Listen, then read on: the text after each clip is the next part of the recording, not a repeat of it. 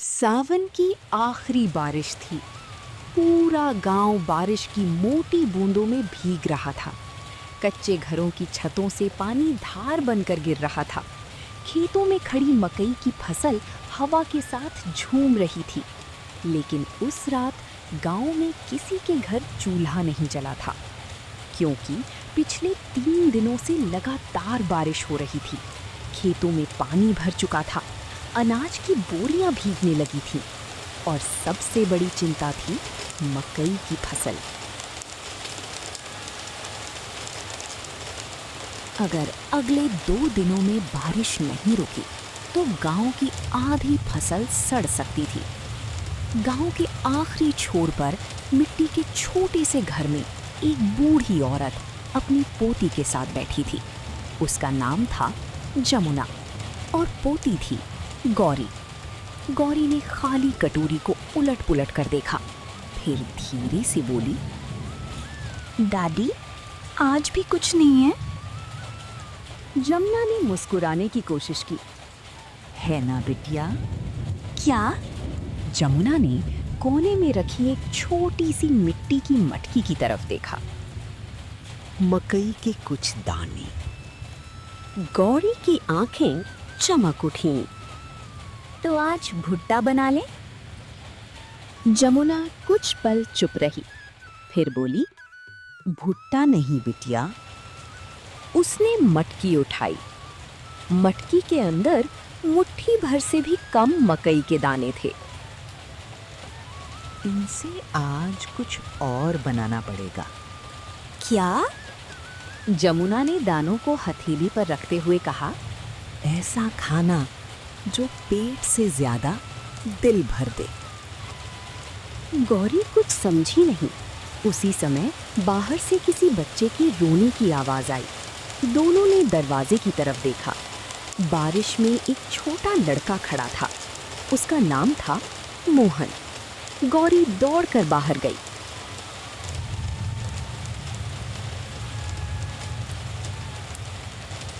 मोहन, तू यहाँ क्या कर रहा है? मोहन कांप रहा था। गौरी, माँ ने कहा था कुछ खाने को मिल जाए तो ले आना। गौरी अंदर भागी। उसने मटकी की तरफ देखा, फिर दादी की तरफ। दादी, जमुना ने बिना कुछ कहे मकई के दाने गौरी के हाथ में रख दिए। गौरी चौंक गई। लेकिन हमारे लिए? जिस घर में 2 लोग भूखे हों, वहाँ आधा खाना बचता है, और जिस घर में 3 लोग भूखे हों, वहाँ खाना बांटना पड़ता है।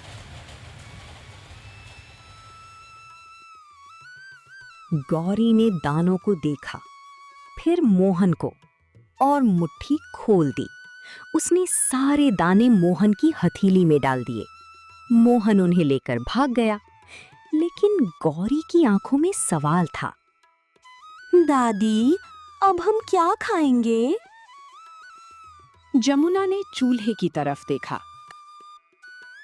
आज पानी पीकर सो जाएंगे।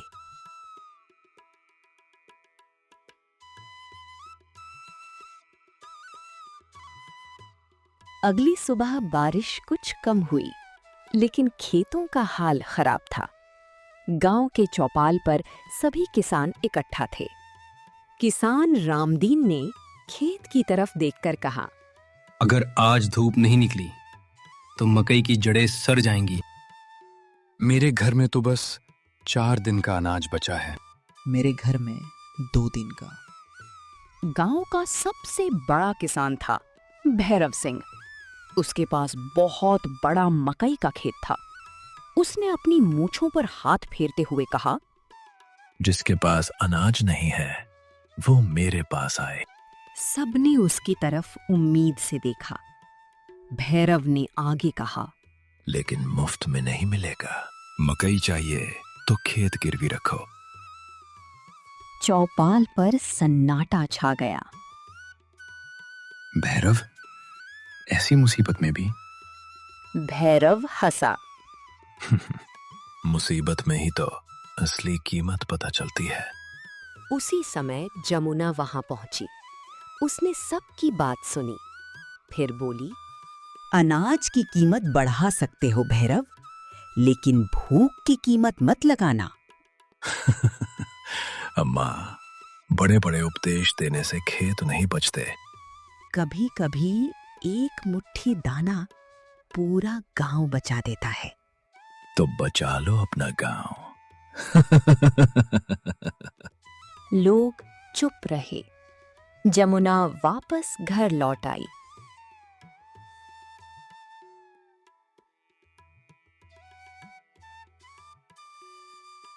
घर पहुंचकर गौरी ने पूछा, दादी, भैरव चाचा ऐसे क्यों हैं?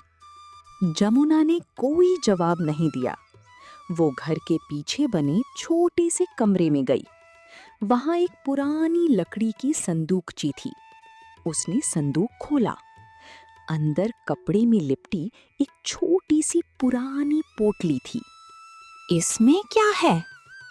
जमुना ने पोटली खोली। अंदर मकई के सूखे हुए कुछ दाने थे, लेकिन ये साधारण दाने नहीं थे। हर दाने पर हल्का सा काला निशान था। ये इतने पुराने हैं? बहुत पुराने। गौरी ने पूछा, किसके हैं? जमुना की आंखें नम हो गईं। तेरे नाना के। गौरी चुप हो गई। जब मैं इस गांव में नई नई आई थी, तब एक साल बहुत भयंकर सूखा पड़ा था। खेत सूख गए थे, तालाब सूख गए थे, लोगों के घरों में अनाज खत्म हो गया था। तब तेरे नाना के पास भी बस एक मटकी मकई थी। फिर उन्होंने क्या किया? उन्होंने अपनी मटकी गांव की बीच रख दी और कहा, जिसे जितना चाहिए ले लो। गौरी हैरान थी। लेकिन फिर उनके घर में क्या बचा? कुछ नहीं। फिर 3 दिन बाद गांव के हर घर से कोई न कोई उनके घर अनाज लेकर आया। अगले दिन सूरज तो निकल आया था, लेकिन गांव की मुश्किलें अभी खत्म नहीं हुई थीं। 3 दिनों की बारिश ने खेतों को बुरी तरह नुकसान पहुंचाया था। कहीं मकई के पौधे पानी में झुक चुके थे, कहीं उनकी जड़ें मिट्टी से बाहर आने लगी थीं, और कई खेतों में इतना पानी भर गया था कि किसान अपने पैरों से मिट्टी तक महसूस नहीं कर पा रहे थे। गांव के किसान सुबह से खेतों में लगे हुए थे। कोई पानी निकाल रहा था, कोई गिरे हुए पौधों को सीधा कर रहा था, और कोई बची हुई फसल को हाथों से मिट्टी में दबा रहा था।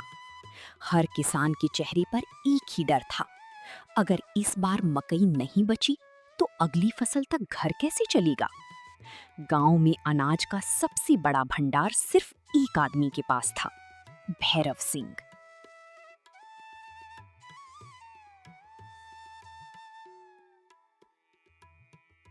उसका मकान गांव के बीचों बीच था और उसके पीछे बना बड़ा सा गोदाम दूर से ही दिखाई देता था। उस गोदाम में मकई की इतनी बोरियां थीं कि गांव के कई परिवारों का पेट महीनों तक भरा जा सकता था। लेकिन भैरव अपना अनाज संभाल कर रखता था। उसे पता था कि जब गांव में अनाज की कमी होगी तब उसकी कीमत बढ़ेगी। और सच में जैसे जैसे खेतों का नुकसान साफ होने लगा, वैसे वैसे लोग भैरव के दरवाजे पर पहुंचने लगे। सबसे पहले रामदीन आया। उसके घर में छोटे बच्चे थे। पिछली 2 दिनों से उसकी पत्नी बच्चों को पानी में गुड़ घोलकर पिला रही थी। रामदीन ने भैरव से थोड़ा मकई का अनाज मांगा। भैरव ने उसकी बात सुनी, लेकिन उसकी आंखों में दया नहीं आई। उसने बस इतना कहा, अनाज चाहिए तो बदले में कुछ देना होगा। रामदीन के पास देने के लिए कुछ नहीं था। उसने अपनी जमीन की तरफ देखा, वही जमीन जिस पर उसके पिता ने पूरी जिंदगी खेती की थी। भैरव ने उसे वही जमीन गिरवी रखने को कहा। रामदीन चुप हो गया। वो जानता था, आज बच्चों का पेट भरने के लिए अगर जमीन चली गई तो कल बच्चों का भविष्य चला जाएगा। वो खाली हाथ लौट आया और उसके पीछे गांव के कई और लोग भी उसी परेशानी में खड़े थे।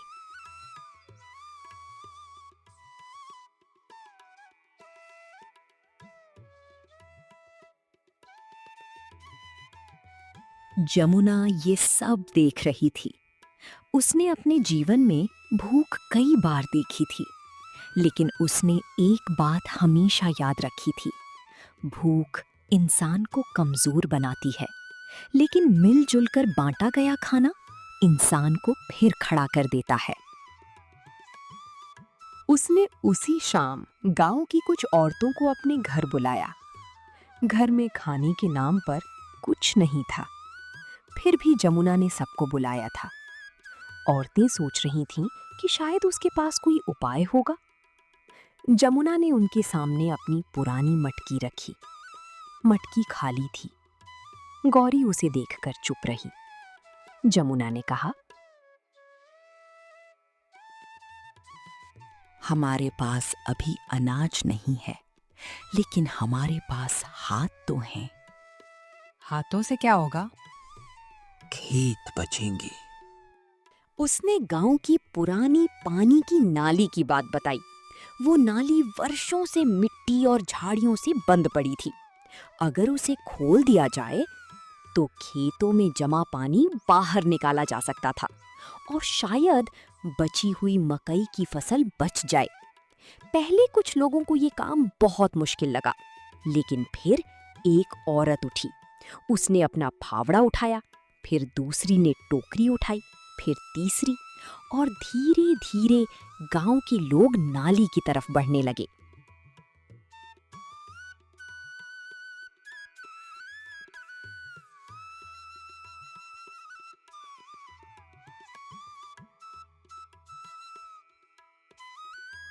सुबह से शाम तक गांव के लोग काम करते रहे।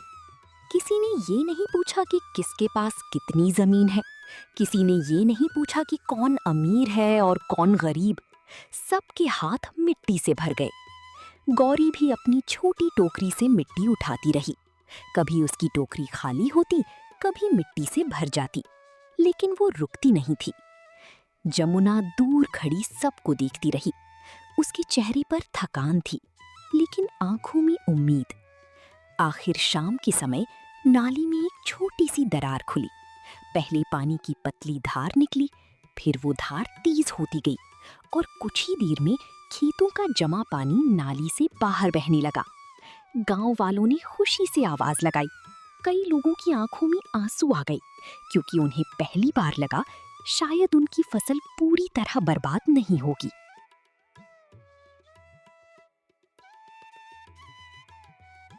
लेकिन फसल बचने का मतलब ये नहीं था कि आज रात उनके घरों में खाना आ जाएगा।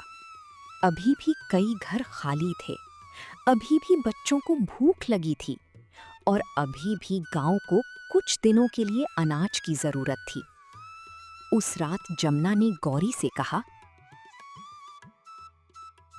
बिटिया, कल सुबह गांव के हर घर में जाना। क्यों? देखना किस घर में क्या बचा है। गौरी अगले दिन सुबह निकल पड़ी।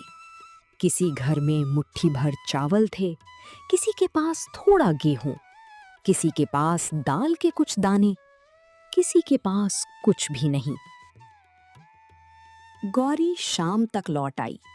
जमुना ने सब सुना। फिर उसने एक पुराना कपड़ा निकाला। उसमें गांव के हर घर का नाम लिखना शुरू किया। गौरी हैरान होकर देखती रही। जमुना ने कहा, जिसके पास ज्यादा है वो थोड़ा देगा, जिसके पास कम है वो अपनी क्षमता के हिसाब से देगा, और जिसके पास कुछ भी नहीं है उसे गांव खिलाएगा।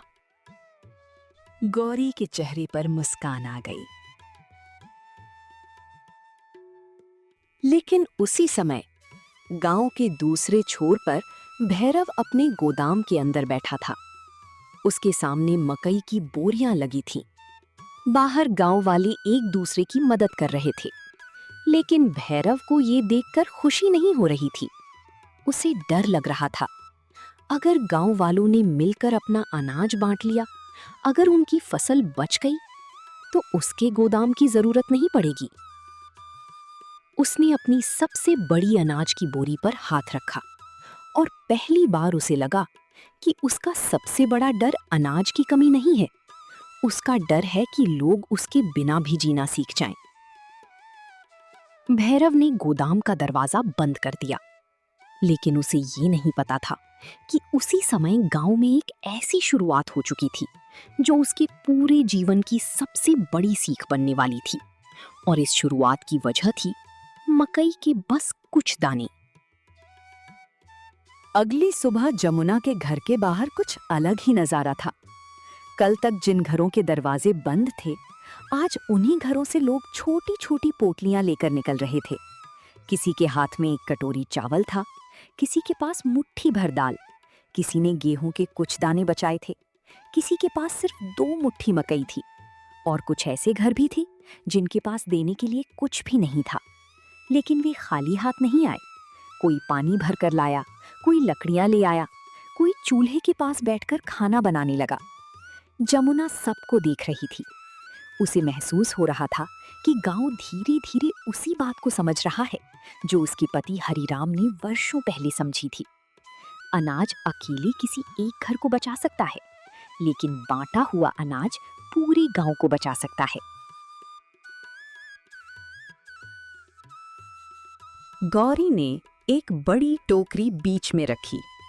हर घर से आया थोड़ा थोड़ा अनाज उसमें जमा होने लगा। पहले टोकरी आधी भरी, फिर पूरी, फिर उसके ऊपर भी दाने जमा होने लगे। गौरी को विश्वास ही नहीं हो रहा था। कल तक गांव की कई घरों में खाना नहीं था, और आज एक साथ इतना अनाज जमा हो गया था कि कम से कम कुछ दिनों तक किसी को भूखा नहीं सोना पड़ेगा। जमुना ने उस टोकरी को देखा।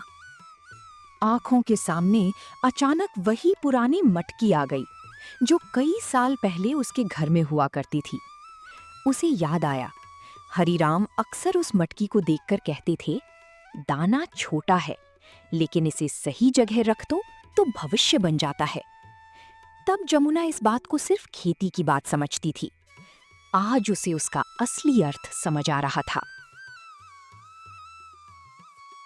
उस दिन गांव में पहली बार सामूहिक चूल्हा जला।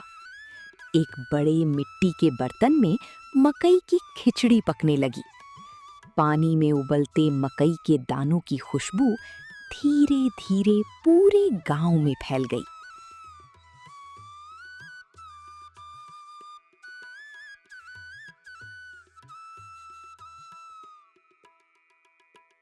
कुछ दिन बीत गए। बारिश रुक चुकी थी और खेतों का पानी भी धीरे धीरे उतरने लगा था। गांव की फसल पूरी तरह तो नहीं बची, लेकिन जितनी बची थी उसने लोगों में उम्मीद जगा दी थी। इसी बीच भैरव रोज अपने गोदाम में रखी मकई को देखता। एक दिन उसके हाथ में मकई के कुछ दाने आए। उन्हें देखते ही उसे अपना बचपन याद आ गया। वही सूखा, वही भूख, और हरिराम की वो मटकी जिसमें से उसे कभी एक मुट्ठी मकई मिली थी। हरिराम ने उस दिन सिर्फ इतना कहा था, जब तेरे पास ज्यादा हो जाए तो किसी जरूरतमंद के लिए बचा लेना। भैरव देर तक उन दानों को देखता रहा। उसे एहसास हुआ कि जिस मकई ने कभी उसका घर बचाया था, आज वही मकई उसके गोदाम में बंद पड़ी थी, जबकि गांव के कुछ घर अब भी खाली थे। अगली सुबह वो जमुना के पास पहुंचा। उसने सिर झुकाकर कहा, अम्मा, मैं हरिराम काका की बात बहुत देर से समझा। देर से समझना गलत नहीं, समझकर बदलना जरूरी है। उसी दिन भैरव ने अपने गोदाम की कुछ बोरियां गांव के साझा भंडार में दे दी। उसने कहा, हर फसल में से थोड़ा अनाज इस भंडार के लिए रहेगा। जिसे जरूरत होगी वो यहां से ले सकेगा। जमुना ने कुछ नहीं कहा, बस मुस्कुराई, क्योंकि उसे पता था हरिराम का दिया हुआ वो एक मुट्ठी मकई का दाना आखिरकार अपनी मंजिल तक पहुंच गया था। कुछ महीने बाद गांव के खेत फिर सुनहरी मकई से लहलहा रहे थे। जिस गांव में कभी भूख का डर था, वहां अब हर घर में अनाज था। खुशहाली सिर्फ ज्यादा कमाने से नहीं आती, बल्कि जो हमारे पास है उसे जरूरत के समय बांटने से आती है। क्योंकि एक दाना अकेला सिर्फ दाना है, लेकिन जब वो किसी के काम आता है तो वही दाना उम्मीद बन जाता है। यही थी इस कहानी की सीख।